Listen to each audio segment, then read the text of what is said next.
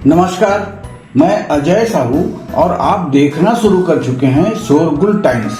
कहानी सीक्रेट अमीरजादा के इस एपिसोड में आहान पर जिस आदमी ने हमला किया था, इस वक्त वो वार एलायंस के जेल में था। वार एलायंस ने उसे बहुत टार्चर किया था, पर वो आदमी अपने बारे में एक शब्द नहीं बोला था।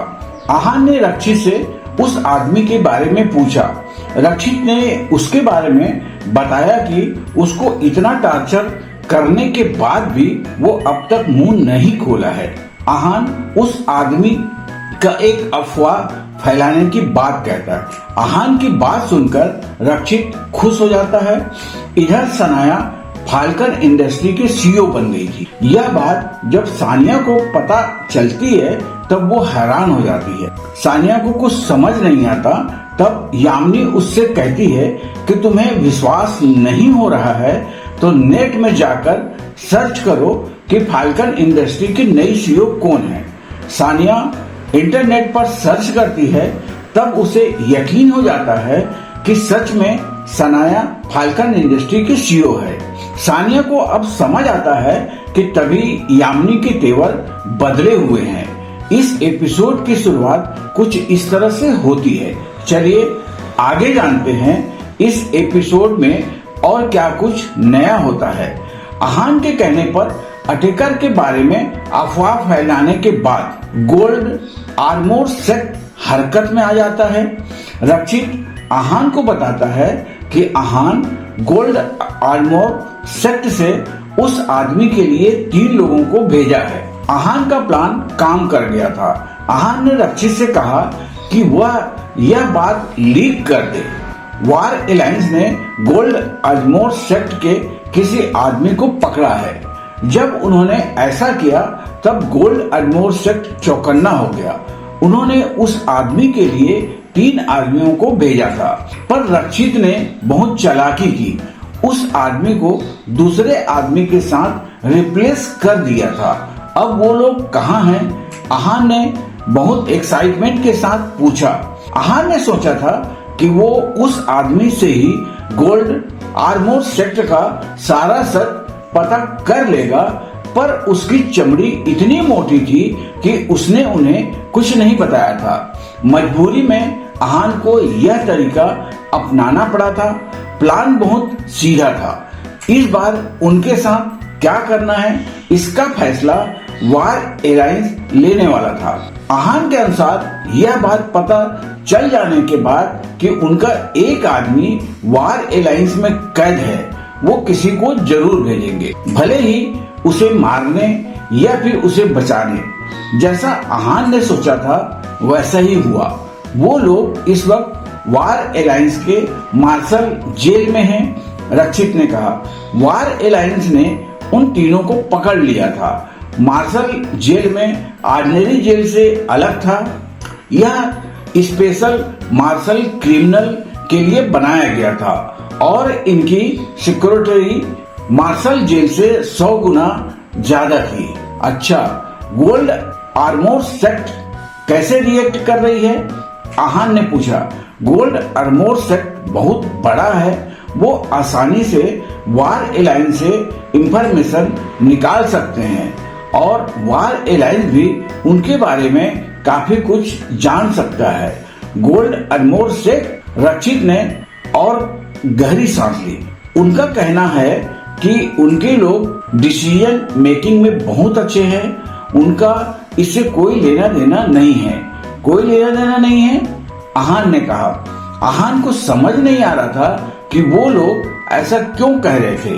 उनका कोई आदमी मुसीबत में था और वो लोग बोल रहे थे कि इसका उनसे कोई लेना देना नहीं है।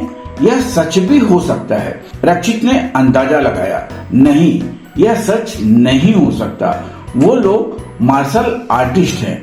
वो ऐसे अपनी जान जोखिम में डालकर वार एलायंस में फंसे कैदी को बचाने बिना अपने सीनियर के परमिशन के कभी नहीं आएंगे। आहान ने समझाया। रक्षित ने कहा। रक्षित को भी डाउट था, पर आहान ने उसे क्लियर कर दिया था। वार एलायंस ने क्या फैसला लिया है? आहान ने पूछा। आहान जानना चाहता था कि वार एलायंस ने उसकी बात मान ली है या फिर वो अभी भी उनसे सवाल करेगी।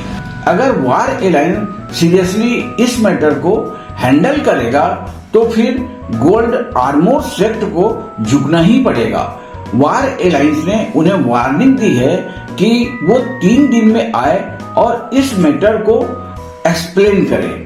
रक्षित ने कहा, वार एलायंस की नजर हमेशा से गोल्ड आर्मोर सेक्ट पर थी। इस बार उन्होंने उनके इलाके में रोड पर आहान को मारने की कोशिश की थी, इसलिए वो इस मामले में बीच में बोल सकते थे।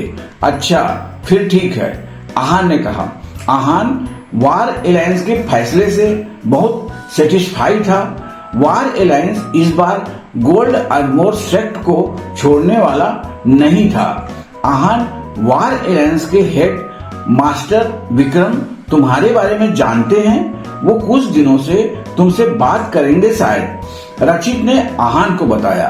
बहुत कम लोग जानते थे कि आहान नारायण का स्टूडेंट था और उसमें एक विक्रांत था। उसने ही गोल्ड आर्मोर सेक्ट को 3 दिन का टाइम दिया था सब कुछ बताने के लिए और सब बात को पब्लिसिटी बाहर आने से भी रोका था। डोंट वरी, मैं उनसे मिलने के लिए तैयार हूँ, आहान ने कहा। आहान ने रक्षित से इस बात को सीक्रेट रखने के लिए कहा था, पर अगर उसके सीनियर उस पर ज्यादा जोर दे रहे थे, उसके पास भी सच बताने के अलावा और कोई ऑप्शन नहीं था। इसलिए आहान उनसे मिलने के लिए तैयार था। उसे भी उनकी असलियत पता होने के वार एलायंस से बहुत सारे फायदे होने वाले थे। आखिर वो नारायण का स्टूडेंट था और नारायण ही वार एलायंस का फाउंडर था। अगर वो नारायण का स्टूडेंट नहीं होता तो शायद इस मैटर को इतना सीरियसली नहीं लिया जाता। अच्छी बात है, रक्षित ने कहा। आहान, मैं तुम्हारे लिए गोल्ड आर्मोर सेक्ट पर नजर रखूंगा। अगर मुझे कोई भी इंफॉर्मेशन मिली तो मैं तुम्हें तुरंत बता दूंगा। रक्षित ने आहान से बहुत सीरियसली टोन में कहा। थैंक यू रक्षित, तुम्हें मेरी वजह से बहुत तकलीफ हुई है, आहान ने कहा। हालांकि सारा प्लान आहान का था, पर रक्षित ने इस प्लान को एग्जीक्यूट करने में बहुत मेहनत की थी। बाकी सब बातें तो बहुत अलग थी। असली आदमी की जगह उसने किसी और को बिठाया था। इसमें ही उस पर बहुत बड़ी रिस्पांसिबिलिटी थी। इसमें तकलीफ की कोई बात नहीं है, रक्षित ने कहा। एक बात और रक्षित, पिछले कुछ सालों में कितने ग्रैंड मास्टर शिमला आए हैं? आहान ने अचानक से पूछा, जैसे उसके मन में कुछ आया हो। आहान, तुम यह सवाल क्यों पूछ रहे हो? रक्षित ने पूछा। ग्रैंड मास्टर जो करते हैं उसके पीछे कुछ कारण होता है। उनके बारे में पूछना क्राइम करने के बराबर है, रक्षित ने आहान को याद दिलाया। मैं जानता हूँ, मैं तो बस ऐसे ही पूछ रहा था, आहान ने स्माइल करते हुए कहा। जाहिर सी बात थी, आहान ने यह बात हिमानी के लिए पूछी थी। जब से आहान को पता चला था कि किसी ने हिमानी में एनर्जी ट्रांसफर की थी, वो बहुत बेचैन हो गया था। उसके लिए हिमानी के सीक्रेट का पता लगाना बहुत जरूरी था। मुझे पता है तुम्हारी कोई गलत इंटेंशन नहीं है, पर तुम्हें पता है ना, ग्रैंड मास्टर का ओहदा बहुत ऊपर है और इस बारे में सब कुछ सीक्रेट ही रखा जाता है। ग्रैंड मास्टर के बहुत सारे दुश्मन होते हैं। अगर उन्हें उनके बारे में पता चल जाए तो रक्षित बोलते बोलते रुक गया। ग्रैंड मास्टर भले ही बहुत पावरफुल थे, पर उनके दुश्मन बहुत थे। अगर कुछ ग्रैंड मास्टर मिलकर किसी ग्रैंड मास्टर पर अटैक करने की सोचे तो फिर वो नहीं बच सकते थे। ऐसा पहले भी हुआ था।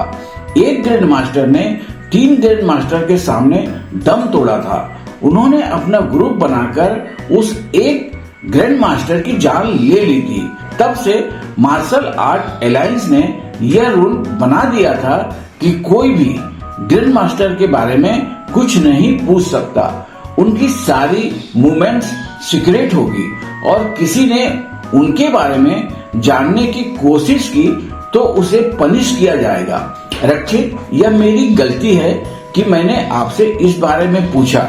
मैं आगे से ध्यान रखूंगा, आहान ने कहा। आहान को नहीं पता था कि उसका छोटा सा सवाल रक्षित को कितना बेचैन कर देगा। उसने सोचा था कि उसे यह बात पता चल जाएगी, पर उसने ग्रैंड मास्टर की पोजीशन को अंडर एस्टिमेट कर लिया था। कोई बात नहीं, जब तक तुमने यह सवाल सिर्फ मुझसे पूछा है तब तक कोई प्रॉब्लम नहीं है, पर अगर तुमने किसी और से पूछा तो वो तुम्हारे बारे में मार्शल आर्ट एलायंस को बता देगा और फिर तुम्हें सजा भुगतनी ही पड़ेगी। इस रूल को लेकर मार्शल आर्ट एलायंस बहुत सीरियस और एक्टिव है, रक्षित ने कहा। क्या इस कारण से किसी को सजा मिली है? आहान ने पूछा। हाँ, बहुत लोगों को तो नहीं, पर कुछ लोग थे जो ग्रैंड मास्टर के बारे में जानना चाहते थे। जब मार्शल आर्ट एलायंस को इस बारे में पता चला तब उन्हें सजा दी गई थी, रक्षित ने बताया। ओके, आहान ने कहा। जब आहान और रक्षित आपस में बात कर रहे थे तब दुष्यंत ने सानिया को फाइनल वार्निंग दे दी थी। अगर उसे कंपनी में वीपी की पोजीशन पर रहना था तो उसे कुछ भी करके सनाया से माफी मंगवानी ही पड़ेगी। इस वक्त सानिया अपने रूम में बहुत परेशान थी। यह सब हो जाने के बाद उसने तुरंत यामिनी को कॉल किया। तुम कहाँ हो यामिनी? सानिया ने शांति से पूछा। सनाया के घर। यामिनी ने भी अपना एटीट्यूड संभाला और शांति से जवाब दिया।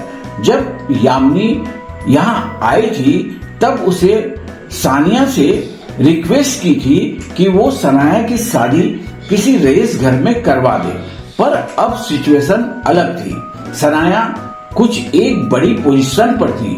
वो श्योर थी कि सनाया फाल्कन इंडस्ट्री के सीईओ थी। वो नहीं जानती थी कि सनाया वहां पर कैसे पहुंची थी, पर उस वक्त उसकी पोजीशन सानिया से बहुत ऊपर थी। सनाया ने जो डायरेक्टर दुष्यंत के साथ किया था उसका वो कोई जवाब है तुम्हारे पास? सानिया ने पूछा। जवाब? इसमें मैं क्या बोल सकती हूँ? यामिनी ने कहा। यामिनी जानती थी अब सनाया और दुष्यंत के स्टेटस में कोई फर्क नहीं था। भले ही सनाया सीईओ थी और दुष्यंत डायरेक्टर था, पर दोनों की कंपनी में बहुत फर्क था। सनाया की कंपनी बहुत बड़ी थी और उसके सामने दुष्यंत की कंपनी कुछ छोटी थी। दोनों में जमीन आसमान का फर्क था।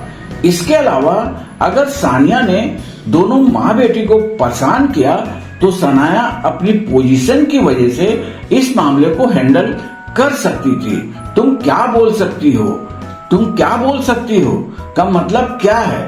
तुम यहाँ रहना नहीं चाहती क्या? तुम मेरी पोजीशन जानती हो ना, मैं तुम्हारे साथ कुछ भी कर सकती हूँ। सानिया ने कहा। तुम्हारी पोजीशन?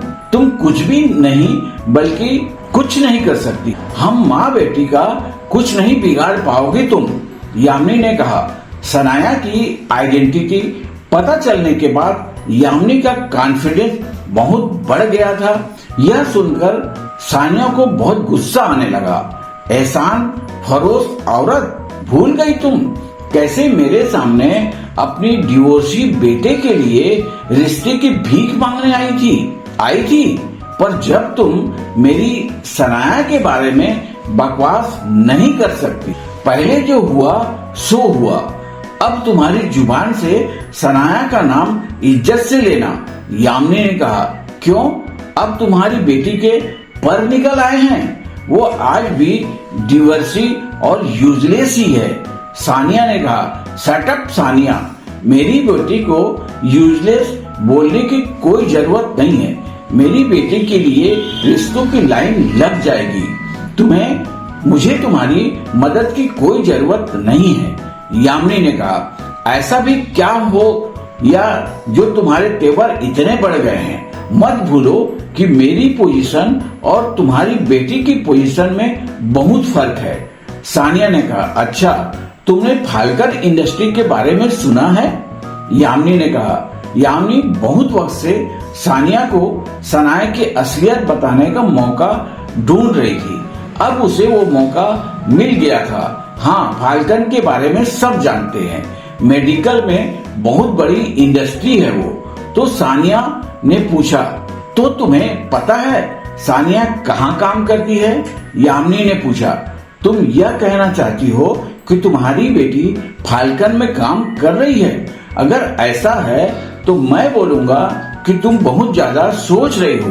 भले ही फाल्कन बहुत बड़ी कंपनी है, पर अगर तुम सोच रही हो कि एक लो लेवल एम्प्लॉय की बहुत इज्जत होती है तो तुम गलत हो, सानिया ने कहा। सानिया ने सोचा कि यामिनी सिर्फ सनाया को फाल्कन में जॉब मिल जाने की वजह से इतना इतरा रही है।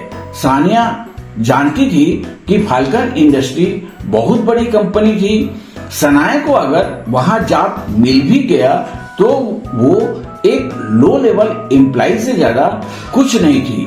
वही सानिया ग्रैंड होराइजन ग्रुप की वीपी थी। दोनों के स्टेटस में जमीन आसमान का फर्क था। लो लेवल एम्प्लॉय का कोई स्टेटस नहीं होता होगा, पर सीईओ का तो होता होगा ना? यामिनी ने बहुत प्राउडली पूछा, तुम कहना क्या चाहती हो? यामिनी की यह बात सुनकर सानिया पर जैसे आसमान गिर गया हो। मैं क्या कहना चाहती हूँ, एक काम करो, एक बार फाल्कन इंडस्ट्री के नए सीईओ के बारे में नेट पर पढ़ लो, यामिनी ने कहा। सानिया ने हमेशा अपनी पोजीशन का रौब जमाया था। अब यामिनी की बारी थी, इसलिए वो चूकना नहीं चाहती थी। वो सनाया की पोजीशन के बारे में बहुत गर्व से सानिया को बताना चाहती थी। यामिनी ने इतना कहकर तुरंत अपना फोन रख दिया। फोन की इंगेज लाइन सुनकर सानिया को बहुत अजीब लगने लगा। उसने सोचा कि यामिनी हमेशा से उसके सामने शांत रहती थी, पर आज बहुत एरोगेंट थी। क्या यह सच है कि सनाया फाल्कन की सीईओ बन गई है? सानिया यह भी जानती थी कि बिना किसी वजह के यामिनी के तेवर इतने नहीं बदल सकते हैं। कुछ तो बात है जिसकी वजह से यामिनी ऐसे बिहेव कर रही थी। सानिया ने यामिनी के बात मानने का फैसला किया। उसने अपना इंटरनेट ब्राउजर खोला और फाल्कन के नए सीईओ के बारे में जाना। सीईओ के साथ सनाया गिल देखकर सानिया की आंखें खुली की खुली रह गई और उसके हाथ से मोबाइल गिर गया। ऐसा नहीं हो सकता, ऐसा कैसे हो सकता है? सानिया खुद से ही बोलने लगी। उसका दिमाग इस वक्त बहुत खराब हो रहा था। क्या अब सानिया सुधर जाएगी या वो सनाया की जिंदगी में नई प्रॉब्लम क्रिएट करेगी? आगे जानने के लिए बने रहिए हमारे चैनल शोरगुल टाइम के साथ। बस इसी के साथ यह एपिसोड भी यहीं पर समाप्त होता है। इस एपिसोड को आगे बढ़ाते हुए फिर कल मुलाकात होगी। आज के लिए बस इतना ही। अब हमें कल तक के लिए इजाजत दीजिए। नमस्कार, धन्यवाद।